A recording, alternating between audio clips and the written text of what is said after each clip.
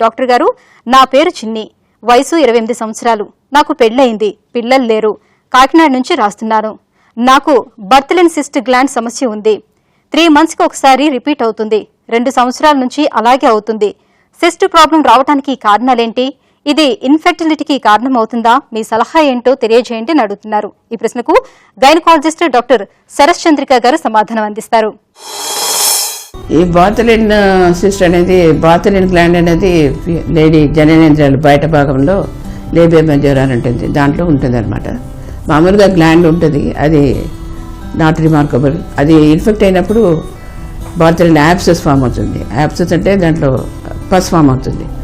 చాలాసార్లు పేషెంట్లు pus form అయినప్పుడు ఎక్కువ నొప్పి, ఫీవరు, వాళ్ళు కూర్చోవడానికి నిలబడడానికి అవకాశం లేనప్పుడు డాక్టర్ గారి దగ్గరికి వస్తారు. కాబట్టి అప్పుడు మామూలుగా ఏం చేస్తారంటే యాంటీబయాటిక్స్ కోర్స్ ఒకటి ఇచ్చి యాబ్సెస్ డ్రైన్ చేస్తారనమాట.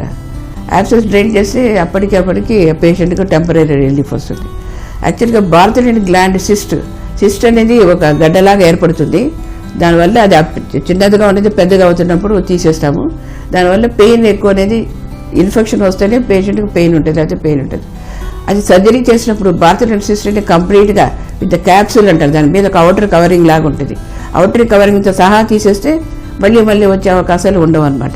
ఒకసారి కొన్ని కారణాల వల్ల అవుటర్ కవరింగ్ క్యాప్సూల్ని పూర్తిగా తీయలేకపోతే రికరెన్స్ మళ్ళీ వచ్చే అవకాశాలు ఉంటుంది.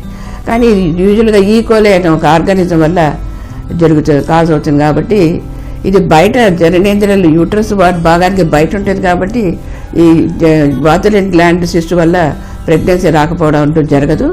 దానికి ప్రెగ్నెన్సీ రాకపోవడానికి వేరే కారణాలు ఉండొచ్చు.